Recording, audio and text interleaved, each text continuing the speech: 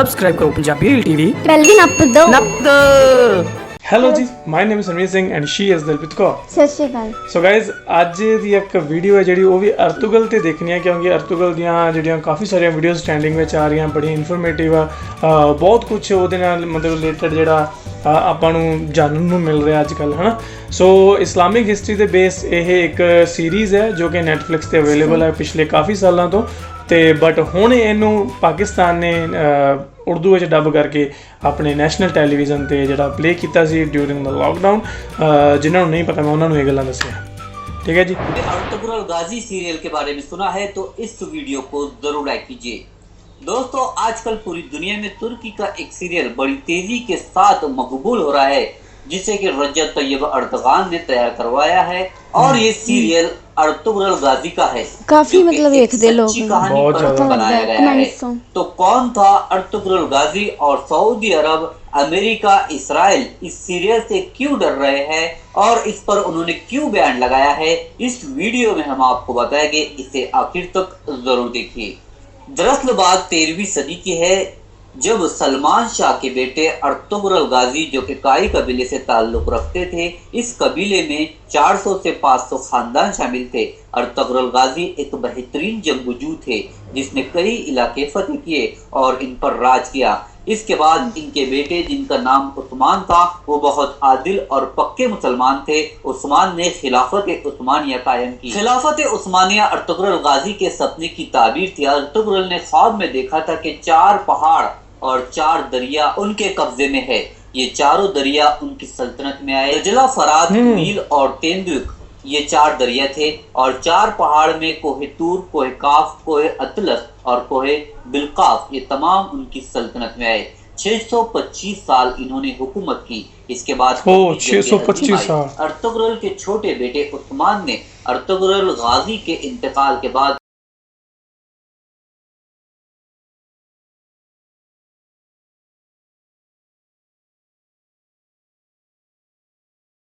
रखी। खिलाफत उस्मानिया के बाद इनमें अय्याशी आ गई और खराबी की शुरुआत हो गई।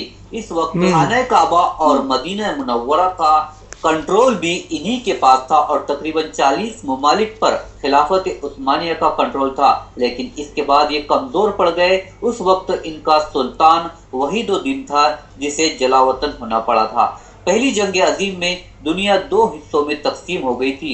उनमें से कुछ ममालिक बरतानिया के साथ थे, जिसमें अमेरिका, आयरलैंड, फ्रांस, रूस, इटली और कई ममालिक शामिल थे। जबकि दूसरी तरफ तुर्क थे, जिनका साथ जर्मनी वगैरह दे रहे थे, और वो अपनी खिलाफत बचाने के लिए जोर लगा रहे थे। इस जंग में पहले 3 साल तक काफी अच्छी वीडियो लग रही है, बड़ी नॉलेज मिल रही है। फिर ये माली तौर पर सारा कुछ दस रहे हैं, तो ये जंग हारने लगे और कमजोर पड़ने लगे। इसके बाद एक मुआहदा हुआ, और ये जंग बंदी का मुआहदा था, और खिलाफत उस्मानिया का खात्मा इसी मुआहदे की वजह से हुआ। इस वक्त 40 ममालिक खिलाफत उस्मानिया में शामिल थे, और वो अलग हो गए, जिसमें सऊदी अरब, इराक, शाम, मिस्र वगैरह भी शामिल थे। इस तरह तुर्क से मक्का और मदीना का कंट्रोल भी हाथ से निकल गया। मगर जब मक्का मदीना में कोई भी तब्दीली रूनुमा होती है, तो तुर्क एक एक पत्थर को अपने यहाँ ले जाते हैं और इस्तांबुल में ले जाकर रखते हैं, ताकि तुर्की के लोग और उनकी कौम ये याद रखे कि तुर्कों के पास ये जिम्मेदारी हुआ करती थी, और वो ये चाहते हैं कि ये मेजबानी उन्हें फिर से मिले। अब हम बात करते हैं मुआहदे की, जो कि जंग बंदी का मुआहदा था, और ये लॉजेन में हुआ था, जो कि स्विट्जरलैंड का एक इलाका है। इस मुआहदे में ये तय पाया कि खिलाफत उस्मानिया खत्म कर दी जाएगी, जानशीन को हटा दिया जाएगा, तमाम असासे जब्त कर लिए जाएंगे। तुर्क के पास बहुत ज्यादा असासे थे, जो कि 3 बर्रे आजम की हुकूमत उनके पास हुआ करती थी। ये तो सारी हिस्ट्री दस रहे हैं ना, वही कह रही है, जो टाइटल है मतलब कि वो नहीं दस रहे तक क्यों दुनिया डर रही है। यहाँ तक सीरियल तो ये भी कहा गया कि वहाँ अरबी में अजान नहीं दी जाएगी, और ये तय पाया कि आप खिलाफत और शरीयत की बात नहीं करेंगे। तुर्की पर और कई खौफनाक पाबंदियां भी लगा दी गई, जैसे वो अपने मुल्क में मादनियात नहीं निकाल सकते, यानी कि तेल, गैस वगैरह कुछ भी नहीं, और वो ड्रिल भी नहीं कर सकते। ये एक बड़ा और बहुत बड़ा मसला था। फास्फोरस का उनके पास बहुत बड़ा जखीरा था जो कि ਅੱਛਾ ਉਹ ਜਿਹੜੀ ਇੱਕ ਸੰਧੀ ਹੋਈ ਸੀਗੀ 2023 ਦੇ ਵਿੱਚ ਉਹ ਪੂਰੀ ਹੋਣੀ ਹੈ दुनिया की तिजारत की रीढ़ की हड्डी है। लगी इससे समझ। भी कहा गया है कि तुर्क इनसे किराया और टैक्स वसूल नहीं कर सकते। यह माहिदा आलमी सतह का था और इसकी मुद्दत 100 साल की थी। ये माहिदा जुलाई 1923 में हुआ था, तो 2023 में तुर्की इस मुआहदे से आजाद हो जाएगा। तो आजाद तुर्की बहुत कुछ हासिल करना चाहता है जिससे दुनिया खौफजदा है। अर्तुगरुल गाजी की सीरियल भी इसी मकसद से बनाई गई है कि तुर्क पुराना वकार हासिल करना चाहते हैं और वो अपने पुराने किरदार को याद करे और अपने वकार को याद करे। वाह। इसीलिए रजब तैयब अर्दगान ने फिर से तुर्क को और मुसलमानों को ये याद दिलाने के लिए ये सीरियल बनाया है। अमेरिका और यूरोप और तमाम इस्लामी ममालिक जहाँ बादशाहत है वो कभी नहीं चाहेंगे कि लोग ये ड्रामा देखें और किरदारों के बारे में जाने और पावरफुल हो जाए इकट्ठे हो। जब खिलाफत उस्मानिया खत्म हो रही थी तो पूरी दुनिया में किसी मुस्लिम मुल्क ने आवाज नहीं उठाई थी क्योंकि उनको अपने इलाकों में बादशाहत मिल रही थी, लेकिन सिर्फ एक जगह से आवाज उठाई गई और वो है हिंदुस्तान। हिंदुस्तान के कई लोग तुर्क का साथ देने वहां पर पहुंचे थे और उनकी कब्रें अब भी वहां पर मौजूद है। उस वक्त पाकिस्तान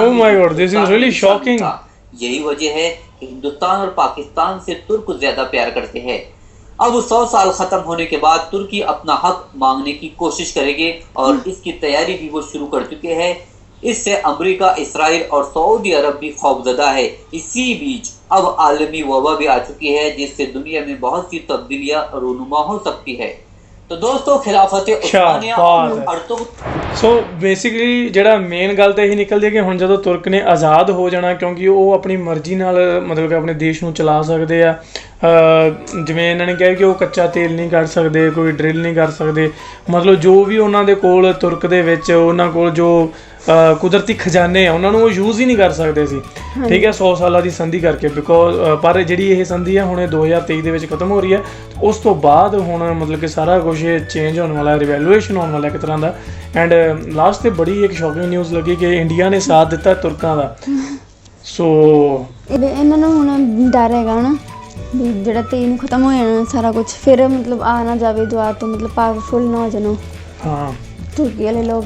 ਸਹੀ ਹੈ, ਕਿਉਂਕਿ ਜਿਹੜਾ ਪਹਿਲਾਂ ਜਦੋਂ ਅਰਤੁਗਰਲ ਦਾ ਟਾਈਮ ਸੀਗਾ ਉਸ ਟਾਈਮ 'ਤੇ ਜਿੰਨੀ ਇਹਨਾਂ ਦੀ ਇੱਕ ਪਾਵਰ ਸੀਗੀ, ਜਿੰਨਾ ਇਹਨਾਂ ਨੇ ਕਬਜ਼ਾ ਮਤਲਬ ਕਿ ਇੱਕ ਪੂਰਾ ਆਪਦਾ ਰਾਜ ਵਸਾਇਆ ਇੰਨਾ, ਹੈ ਨਾ, ਅਤੇ ਉਹ ਚੀਜ਼ਾਂ ਮਤਲਬ ਕਿ ਮੁੜ ਦੁਬਾਰਾ ਹੋ ਸਕਦੀਆਂ ਜੇਕਰ ਇਹ ਸੀਰੀਅਲ, ਜਿੱਦਾਂ ਹੁਣ ਗੱਲਾਂ ਸਮਝ ਲੱਗ ਰਹੀਆਂ ਨਾ, ਕਹਿ ਰਹੇ ਕਿ ਇਹਨਾਂ ਨੇ ਤਾਂ ਹੀ ਇਹ ਸੀਰੀਅਲ ਚਲਾਇਆ ਕਿ ਜਿਹੜੀ ਤੁਰਕ ਦੀ ਆਵਾਮ ਆ, ਉੱਥੋਂ ਦੇ ਲੋਕ ਆ, ਉਹਨਾਂ ਨੂੰ ਪਤਾ ਲੱਗ ਸਕੇ ਕਿ ਜੋ ਉਹਨਾਂ ਦੀ ਹਿਸਟਰੀ ਕੀ ਸੀਗੀ।